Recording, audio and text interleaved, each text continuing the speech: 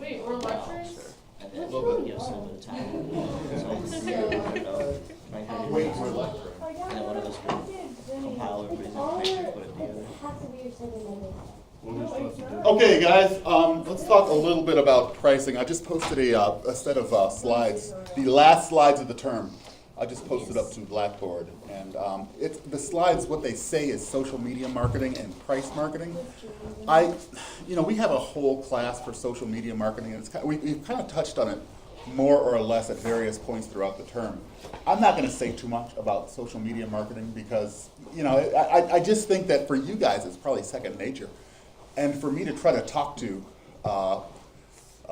today's youth about social media marketing, that's kind of silly, especially since we've talked about it so much this term about some of the kind of hot notions of social media marketing and why that's important. So let's begin a discussion on price, which is classically a component of any marketing class, any principles of marketing class. We have to get through this. I'm not going to talk too long today, but some of this stuff I'll post an additional adjoinder lecture online. But I just wanted to at least get the discussion started in here. So what is price? Once again, price, when we consider what price is, it's everything that we have to give up in order to get a good or service. Now, typically, we consider price as only being in terms of a monetary unit, right? We think about that in America in terms of dollars. But of course, it's a lot more than that. When we talk about everything that you have to give up in order to get a good or service, what else is there besides dollars?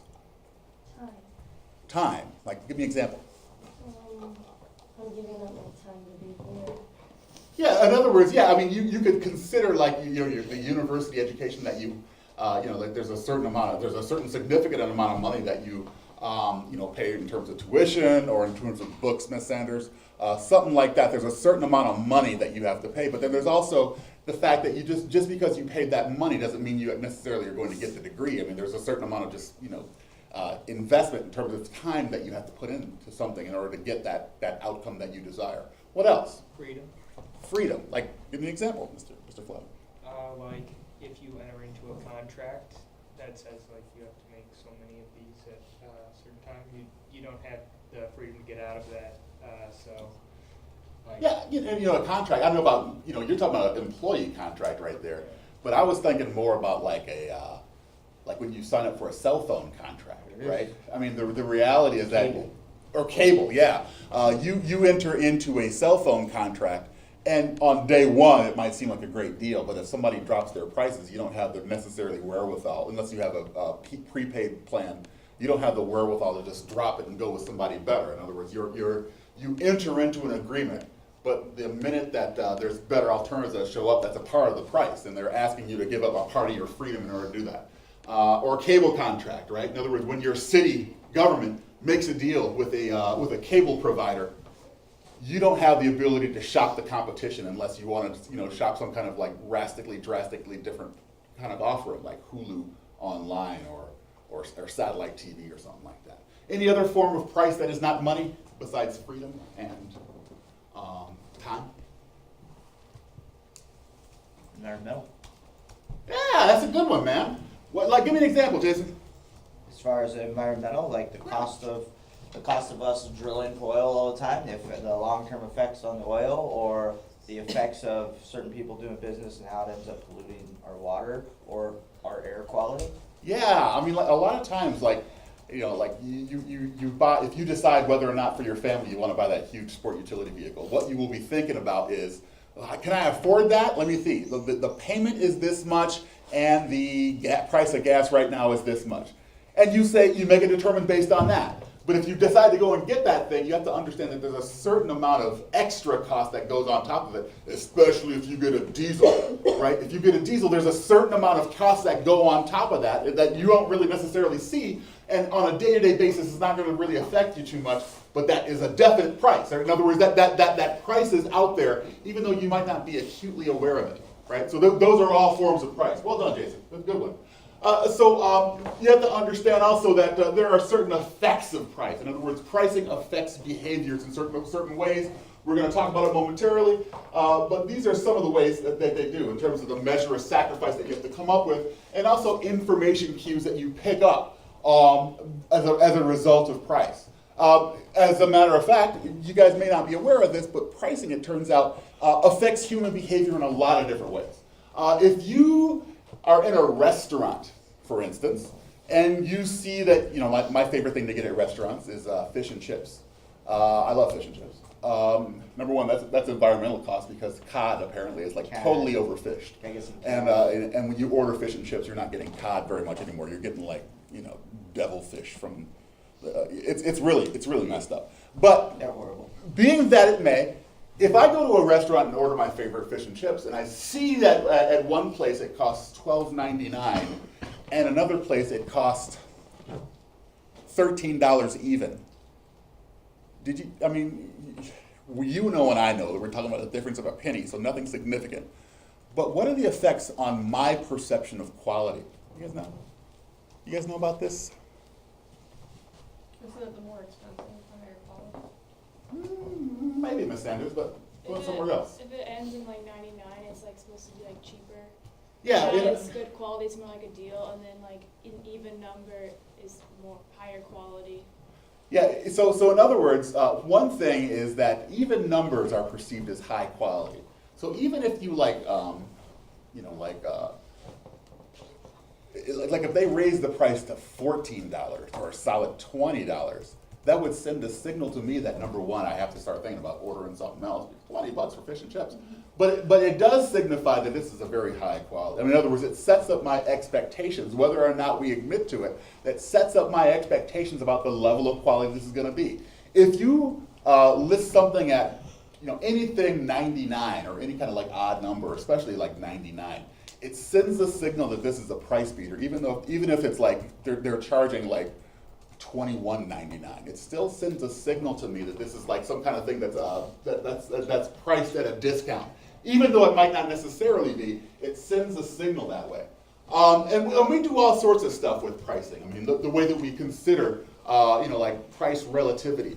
For instance, for better or for worse, my mom has long been buying cars now, ever since she married her husband. I guess it would be stepdad, but it was much, forget it, it's a long story. But he was a guy who worked for Ford his whole life. And so ever since she married him, she's been basically, forced into buying Lincolns. And now Lincoln is a luxury car arm of Ford Motor Company. But Lincoln's pricing plans are such that they are trying to price themselves as competitive with all the other luxury, brands. Not just Cadillac, but Lexus and BMW and Mercedes, right? And how can I put this lightly? It's not BMW, right? It's just not. There's nothing wrong with Lincoln, but it's not BMW. But the way that they have set up the pricing structure, it makes it immediately clear to everyone that this is who they're trying to compete with, right? Even though, could they charge less for Lincolns? Yeah, they could. But they're trying, it's not so much about what they can get away with or what the market will bear. It's just that they're trying to send a message to the marketplace. And a lot of companies do that stuff. I think that's a viable strategy for Ford. Last I heard, they weren't struggling selling Lincolns. Maybe they are. I really don't know. I really don't know about the Lincoln brand in the last few years. But I can tell you that a lot of what they're trying to do is just trying to send a signal to the marketplace about when they're doing it to the pricing.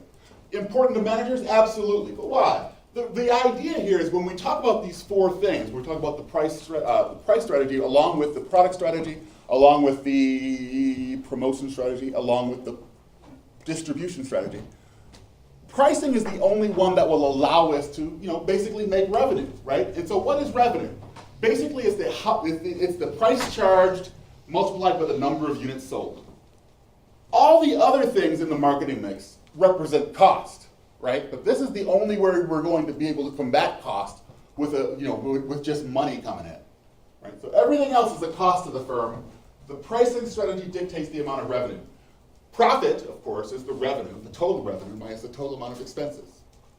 So that's basically what we're talking about here, right? We're talking about building revenue up and above that of the amount of expenses that we have accrued through all these other marketing activities to be able to make a profit. And if we screw the pricing part up, then we've really hosed the entire process here because we may have driven up huge costs doing all these marketing activities. Everything in marketing represents a cost except for the pricing strategy, right? And if we do well at the pricing strategy, then we can forgive a whole lot of other stuff that we may have, mistakes we may have made in marketing that have driven up costs. So, what are some of the objectives that we have? And the main thing that we have for pricing objectives is they have to be, number one, very specific, they have to be kind of attainable, and they have to be measurable, right? So this is very much like the overall objectives in the first place. And the strategies that we have in terms of like pricing objectives can be like, number one, we could have a profit-oriented strategy versus a sales-oriented strategy versus the status quo strategy. I forget that if we have like individual slides for this. But basically the idea here is if you have a profit-oriented strategy, then basically what you're going to do is you're going to price things, the products and services that you sell in such a way that the profit will be maximized, right? That may not be the best thing to do. You want to know a company that does this pretty well? Speaking of automobile companies, Mr. Flavin, can you give me an automobile company that is profit oriented? I don't know. Miss Duncan, can you do this thing? I don't know. Snaps Belansky? I don't know cars. What was the question? Miss Sandra? We're just gonna go down the line. Wouldn't it be like Lamborghini, Ferrari? Yeah, exactly. Like the Lamborghini and Ferrari, right? How many of those products do they make? Not very many. Not that many. You drive around every day, you will see maybe once every few years, Yeah. you'll see a Ferrari or Lamborghini on the street, right? But when they sell that thing, man, they sell it for a crap load of money. I think that Ferraris, maybe they make like, I want to say like 200, 250 a Depends year. on what model. Yeah, I mean, they just don't make that many cars. And the cars they do make, people aren't driving them around. But when they sell one of those bad boys, they sell it for maximum profit because they understand that they don't have the kind of like supply chain, really. They don't even have the kind of like, that stuff is hand built. They can't make that much of it. The next type is the sales-oriented strategy. What is the sales-oriented strategy, Mr. Barber? I mean, like just glancing at it, what is a sales-oriented strategy made up of? Trying to maximize the amount of sales that you make. the amount of Yeah, profit. so they're trying to basically they say, listen, what is the level of price that we can charge so that we can move this stuff out of here as fast as we can? Jose, why would you have a sales-oriented strategy? I mean, why would you do that? Why would you worry about that? Remember, the profit-oriented strategy means basically what? It means that you don't make that much of this stuff. But what would the situation be if you have a sales-oriented strategy? Depending on a lot of sales. You make a lot of it. Yeah, you make a lot of it. You have a lot and you have to sell a lot. If you make 200 Ferraris, you only need to sell 200. If you make 200,000 Chevy Cruises, you may be taking it in the shorts when you can't sell all 200,000. And who's taking it in the short selling, making the Chevy Cruze right now? Those Chevy. workers right now. Yeah, Those workers. The actual Because company. That's actually the car. That is- Ferrari has return business every year because you're not, and so much of it isn't just selling transportation. Because when you're spending $10,000 to $15,000 on transportation, it's to get from point A to point B, and once in a while luxury. When you're spending $250,000 to $500,000 on a car, it's nothing about going to work. It's luxury. It's Yeah. an experience. It's like I'm pulling up to get my coffee in my $500,000 car. Look what I've done.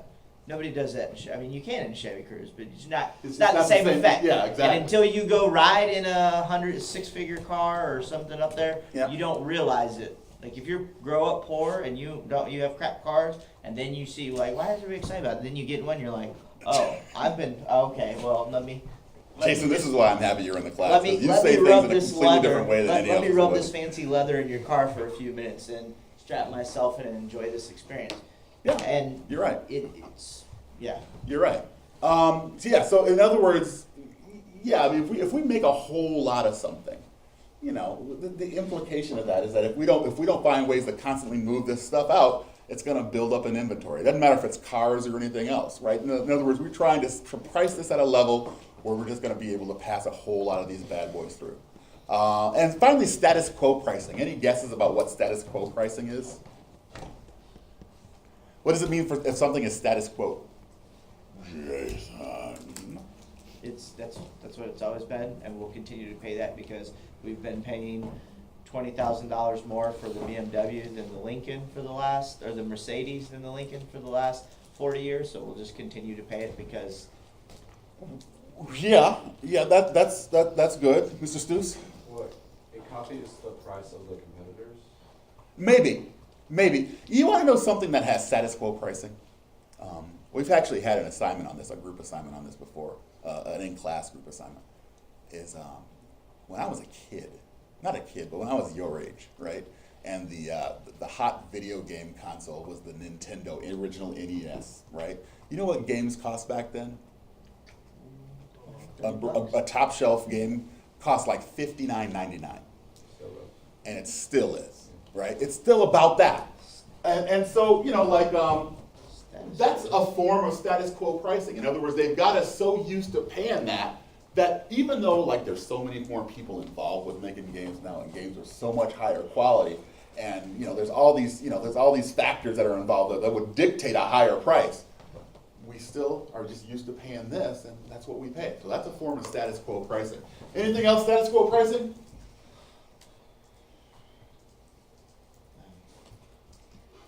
That's an extreme example of status quo pricing. I'd say the price of milk. Because that's the literal same price that things used to be 25 years ago. Price of milk.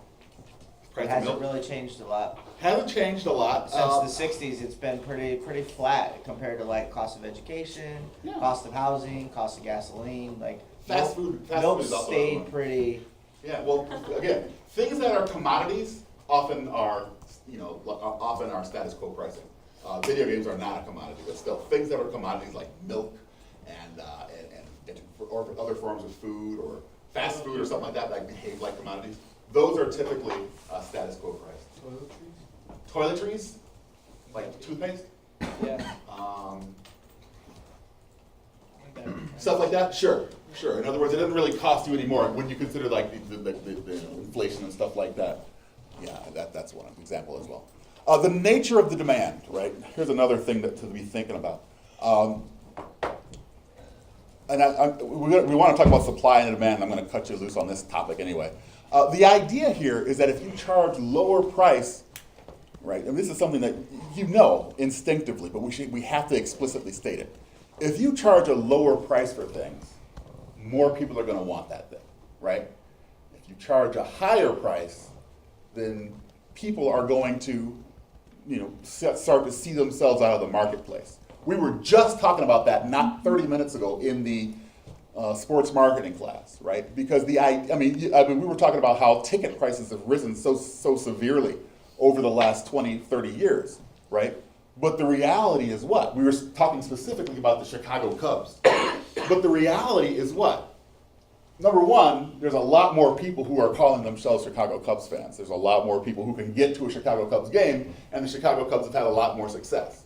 And because of those factors, that's going to influence the price, right? And so in other words, there's a lot more demand to see the Cubs, therefore they're going to adjust the price in some kind of, way that's congruent with that level of interest.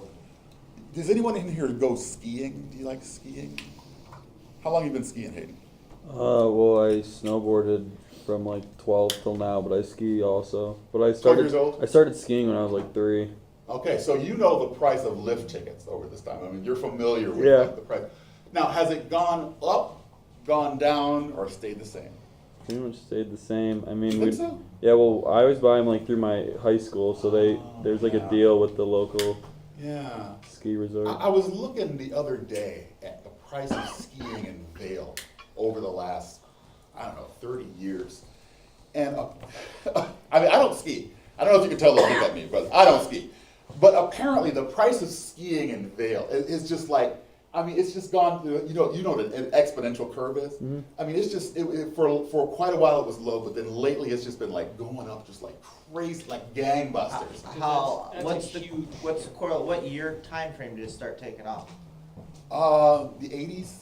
I used to live in Colorado, and what I learned was they did a lot on tourism, and then due to some of their political choices with recreational marijuana, it seemed to become a lot more of a vacation destination, because individuals could leave yeah. Didn't think about wherever that. state they live in, they go there and hang out for a week and enjoy snow and hiking and Pot. cannabis, and then come back home like nothing happened. Like we had our week. It's like, you know, parents used to take off and go to what was the resorts called back in the day? Hedonism.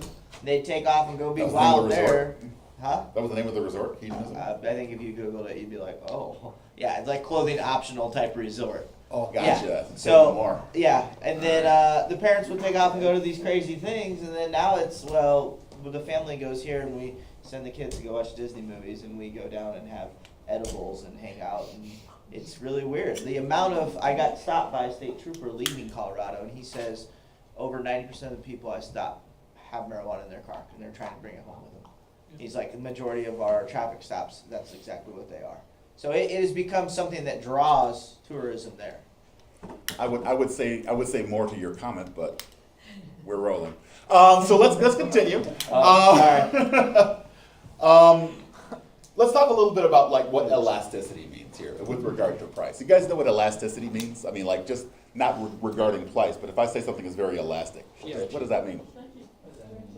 It's stretchy, right? If you have like, I don't know about the underwear you wear, but like my underwear, like you ever like do this where you like fling them at your family members? Good times. But you know, you do that. You know what I'm talking about, buddy. No, I'm laughing at you. you know what I'm talking about right now. Mr. Barber's looking like, yeah. Our yeah. family underwear fights. You guys don't. Happens I fear every that you may weekend. not have lived. Elasticity with regard to pricing works quite a bit like that, in that it's stretchy, right? So basically, what we're talking about is how people behave when there's a slight change in price. Now, recently we had Black Friday, and you have seen enough. You guys are old enough, all of you, to have lived through enough of these Black Fridays to know that people behave differently in a shopping environment when you cut the prices on something a little bit and you publicize it well, right? When you cut the prices on something, how do people act? I mean, they get aggressive, right? They turn from like regular rational people, and they, you know, like you've seen the videos of two people fighting over a TV box, right? They'll be like grabbing the TV box and they'll try to elbow each other away from the TV box. They'll do crap like this because they think they have some kind of claim on it, right? And what is it? It's like $10 cheaper than it normally is, right? Why we like that, number one. And number two, why do we get so excited over something that's relatively little money? You know, $10, you know, I'll lose that going home today, you know? Don't ask me on what, because don't even go there. But like, I will. So why do we behave this way? I mean, you know, the reality is that if we have, the idea is that if we change the price of a good a little bit, the response in the marketplace is greatly amplified. So you go through and like on a Sunday, you can still go to get the newspaper, and they will have those sale papers in there from the various stores in the area, and they will they will let you know what's on sale. The reality is what? They're not cutting prices on something because they like you, right? They're not doing that. They understand that if they cut prices on something, that the way that you behave is going to be quite a bit different. I don't know why I have this. I did. Ow! No. You've done that before? On a bet? No, on accident. What? I stapled my finger accidentally last year. With one of these or with a staple gun? Yeah, Staple gun is Just think worse. about the kids. I don't even want to think about that. That wasn't bad. He like bet her too, and then she came over. All right, so first we have this notion of elastic demand, right? So that means that consumer demand is sensitive to a change in price. If you have a TV that normally goes for $500 on 1 week, you know, typically in $500 TV, you might sell 4 of them a week.